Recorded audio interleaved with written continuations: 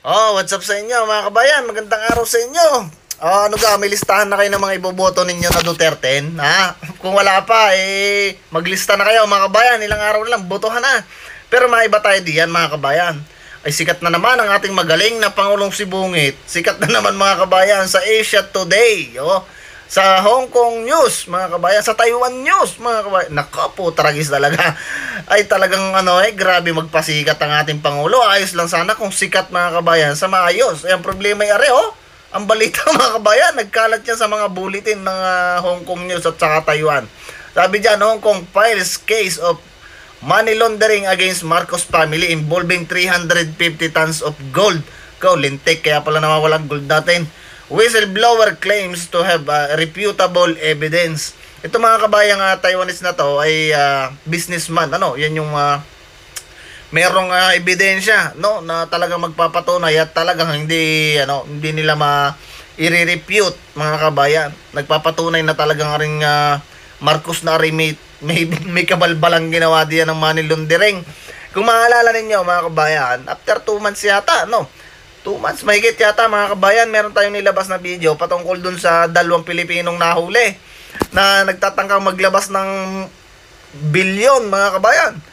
100 billion dollars yata mga kabayan yon. Pag di ako nagkakamali. Ay totoo mga kabayan. Ari na, hindi na ari tanso. Gold na talaga ari mga kabayan. Kaya siguro hindi nila maipaliwanag kung saan napunta ang ginto natin, kung saan nila dinala mga kabayan. Isipin mo yan, napakalaki, 350 tons. Yawa. Talagang grabe ere mga kabayan.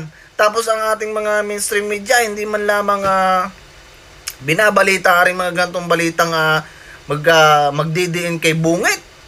Lintik talaga mga kabayan. Tapos makikipagdebate doon sa nung nakaraan, di ba? Nakipagdebate si Banat Bay at saka yung isa pa mga kabayan na doon sa mainstream media. Gusto pa rin yung pagkaisayan ng mga vlogger at gawan nyo ng kumbaga magkaroon ng organized, yung pagbablog. Magkakaibang tao kasi yan mga kabayan, may kanya-kanya kaming gustong mangyari, may kanya-kanya kaming opinion paano mo pagkakaisahin. Pero talagang nagkakaisa lang kami, mga Duterte supporters kami. Yun lang mga kabayan. Dapat rin binabalita pala ng dapat rin binabalita ng mga news outlet natin sa bansa. Nasa ganay malaman ng mga Pilipino na talagang aring mga Marcos na rin gulping magnanakaw mga kabayan. Ayan na.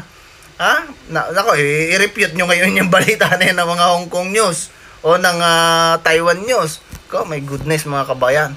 Iboto natin yung Duterte. Yun lang mga kabawi-bawi tayo mga kabayan kasi talagang ngayon grabe ang korupsyon. Ay talagang isipin ninyo, tayo niluluko na ng maiging mga ng mga nandiyan sa gobyerno ay pagka tayo hindi pa natutaw mga kabayan ay talagang kawawa ang ating mga susunod na generation, kawawa talaga mga kabayan. Napaka-poor ng ating education.